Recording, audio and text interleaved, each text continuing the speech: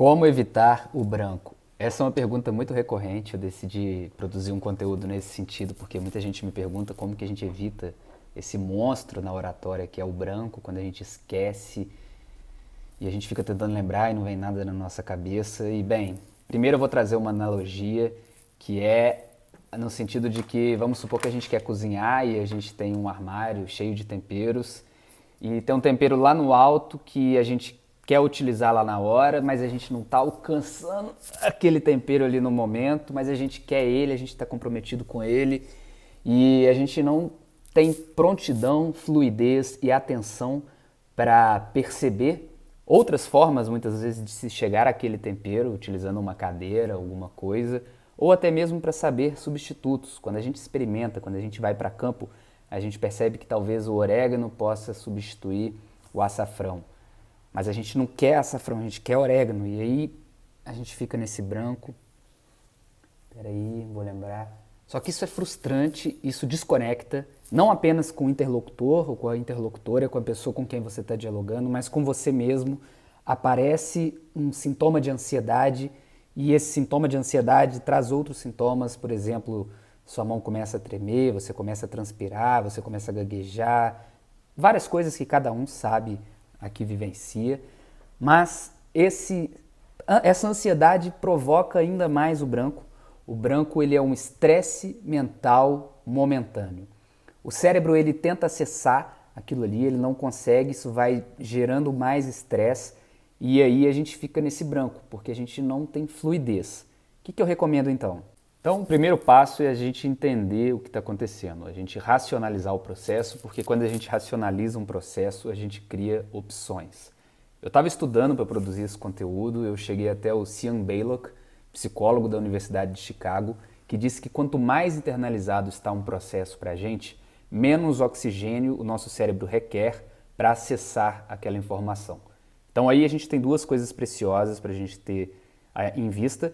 Primeiro, a questão do internalizado, como você ensaia para apresentações. Se você ensaia querendo decorar o que você quer dizer, para lá na hora só disparar e tentar falar o mais rápido possível sem errar quase nada para acabar logo com aquilo, a chance de dar um branco, de você não conseguir acessar a memória da forma e do jeito que você planejou, é muito grande. Então aí a gente já tem a indicação de ter bons ensaios, de ter metas e cumprir essas metas. Para isso eu indico muito um aplicativo que se chama Forest. Eu vou fazer um vídeo depois sobre ele, mas ele nos ajuda a traçar o caminho que a gente quer, a ter disciplina e foco. O segundo é a questão da oxigenação no cérebro. O estresse acontece por uma demanda de oxigênio muito grande, em que a gente tenta lembrar, não consegue, entra num loop de estresse e ansiedade que nos atrapalha. Como a gente pode oxigenar melhor o nosso cérebro? Primeiro, a gente pode pensar na alimentação, que vai trazer inúmeros benefícios. A meditação é uma forma muito legal da gente condicionar o nosso cérebro de uma maneira positiva, mas também a respiração. Respirar já é oxigenar por si só, né? Mas momentos de branco a gente tende a ficar ofegante. Então a gente normalizar a respiração vai ajudar com que a gente acesse essas memórias e eu não sei se vocês sabem, mas o maior órgão do corpo é a pele. E a gente respira pela pele e respiramos pela pele ao fazermos exercícios físicos. Então fazer exercícios físicos constantemente ajuda a evitar o branco por conta dessa oxigenação maior que acontece por trocarmos oxigênio com o ambiente. E uma última coisa é o sono. Às vezes, e aí entra de novo o aplicativo Forest, para a gente fazer de dia o que deve ser feito e não passar noites em claro, planejando, roteirizando uma apresentação, é a gente priorizar a noite de sono para o nosso cérebro funcionar legal, não gastar a noite em claro antes da apresentação, e o Forest, como eu disse, nos ajuda a fazer as coisas acordado, como deve ser feita, e também a gente planejar no sentido de incluir uma boa noite de sono antes da apresentação. São formas simples e acessíveis, dicas práticas que você consegue executar para que o branco ele não seja um medo. E, gente, acontecer o branco, uma coisa mágica que a gente faz é dizer o seguinte: olha, gente, essa informação eu não estou conseguindo acessar ela agora, mas daqui a pouco ela vai vir. E aí você parte para um outro conteúdo que você está conseguindo memorizar, que você está conseguindo acessar a memória, que você tem mais facilidade para falar, e com isso Depois, com a redução desse estresse, a memória vai ficar mais acessível e é muito provável que você vai lembrar.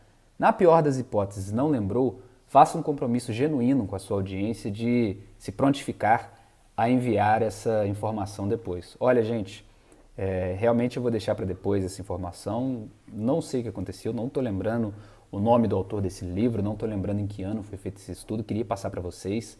Não estou lembrando a resposta dessa sua pergunta, já estudei sobre isso, mas não está vindo. Eu vou pegar o e-mail de vocês depois aqui e vou mandar. A gente às vezes vê com maus olhos isso porque muita aula, muita palestra que eu já fui, a pessoa promete e não cumpre. Então a diferença é simples, é só cumprir com o que você prometeu e leveza e fluidez. Na hora da apresentação, esteja leve, flua, esteja em prontidão para acessar memórias que estão acessíveis, deixar um pouquinho para depois a que não veio tão fácil. E com isso eu tenho certeza que o branco não vai ser mais esse monstro que ele pode ser para você. Um abraço.